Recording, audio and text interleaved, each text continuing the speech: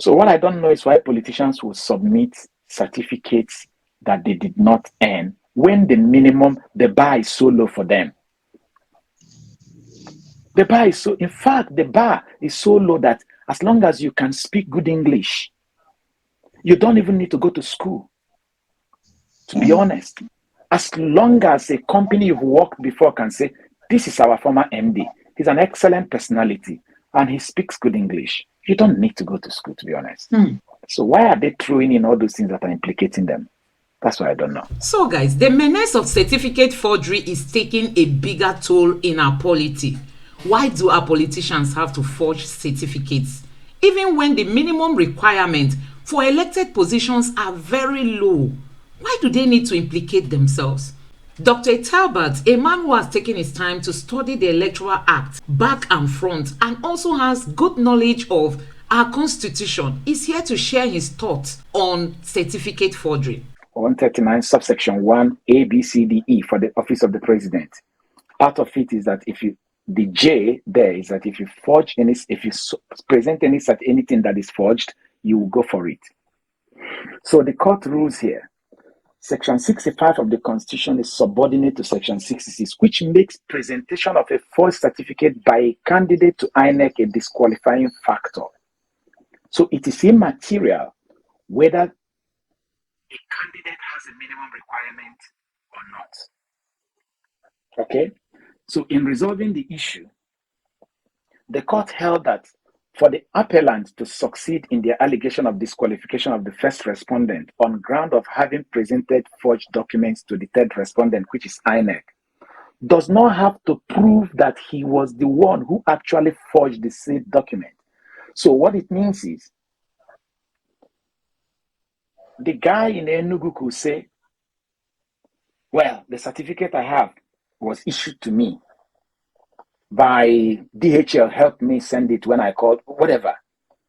It doesn't matter whether he genuinely have that certificate thinking that it was issued by NYSC. What matters is that NYSC said, it is not us that issued this one. Whether he was genuine or he was deliberate is a different ballgame. Because someone can say, I am genuine, so that tomorrow he will not be charged for perjury. You understand what I mean? But the material fact here is whether you be exonerated for innocently making a mistake. The fact of the matter is that the mistake has cost you a position. So, like in the case of the presidential election, we have seen it all over the internet that the copy of the certificate submitted to INEC by the APC candidate is not the copy of the certificate that the university in the US issued. Well, it might be a genuine confusion. Somebody may have stayed in Nigeria and called the university, say, please, can you issue me a certified true copy of my certificate, without knowing that the number ended in the hand of Yahoo boys. And the Yahoo boys say, okay, pay so and so in $1 account, and we're going to issue it for you. And then the Yahoo boys generated the certificate. Innocently, he collected it, thinking that it was the right certificate. And it is the fake. As long as the issuer says, I did not issue this certificate, and they can convincingly present it, how can you say that it is the issuer that is lying? It's not possible. And again, what worries me again is that I heard that this same candidate said around 1999, when the issue of the original certificate was an issue, that it was destroyed when the military invaded his house. So, is this person now trying to imply that indeed this one he submitted to INEC is a photocopy of the original that the military destroyed? Now, the issuer, the university in the US, has now said, this is not what we issued.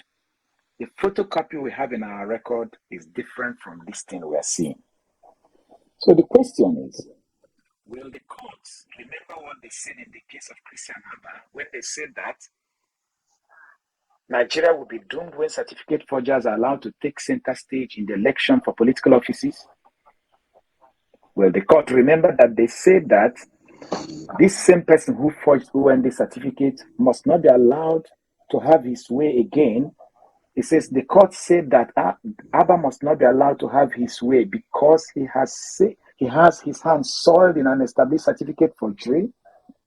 Well, the court revisited it this time and remember that they made this thing to clean up Nigeria. Or what technicality will the court come up with and submit to and waive this? It is PDP that raised that prayer of certificate forgery. But I know that if it goes for PDP, it benefits Labour Party. You know what I mean? Now, secondly, the court further went to say that all the petitioner needs to prove, all they need to prove beyond reasonable doubt is that the said documents presented were forged.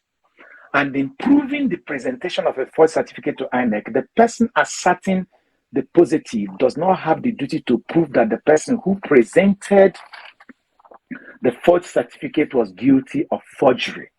Did you understand what happened there? As in, like in Enugu State or even at the presidential level, the Labour Party does not have to prove that the person, the governor of Enugu State, was the person who forged it. He may be very genuinely innocent. He did not forge it. As I said, he may have picked up a phone, being so busy, and called one number that was supposed to be NYC number and say, please, can you just give me a copy of my certificate? I am making an application. And the number got directed to Yahoo Boys. And they sent him a fake certificate. Sorry, he may be that innocent, but that is not an excuse in the eyes of the law. All right? And secondly, that does not mean that the petitioner is actually pointing his hand to the person and say, you are a forger. No. I here am not saying that our president, because he's the president of Nigeria today, is a forger. God forbid, I didn't say so. Or am I saying that the governor of Enugu State is a forger? You have seen, I've created an alibi for them. Yahoo Boys are doing wonders in Nigeria. They may have been conned, but that con is going to cost them heavily if the court upholds the fact that the material they submitted is not a copy of the material produced by the producer. That's all. That's all. And then it says here, it says, but that he made presentation in the first place and that the certificate has been proved beyond reasonable doubt to be forged.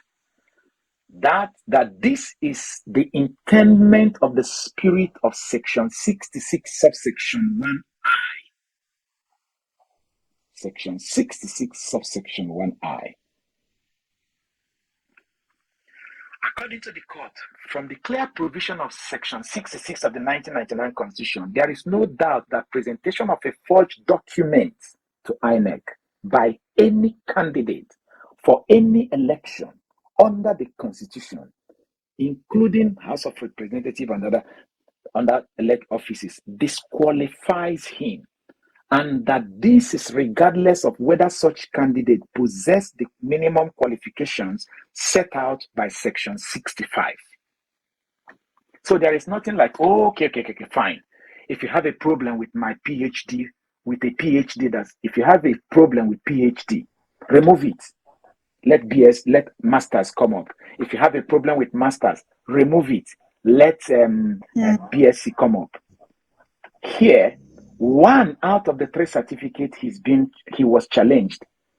BSc, NYSC, MBA, one of them is equal to disqualification. In fact, if it was a NEPA receipt that he submitted a fake copy, that's deadly. So what I don't know is why politicians will submit certificates that they did not earn when the bar is so low for them. The bar is in fact, the bar is so low that as long as you can speak good English, you don't even need to go to school, to be honest. As long as a company you've worked before can say, this is our former MD, he's an excellent personality, and he speaks good English, you don't need to go to school, to be honest. So why are they throwing in all those things that are implicating them? That's why I don't know. Nigeria, the standard to become a president in Nigeria is so low. Why must you go to implicate yourself? I don't know.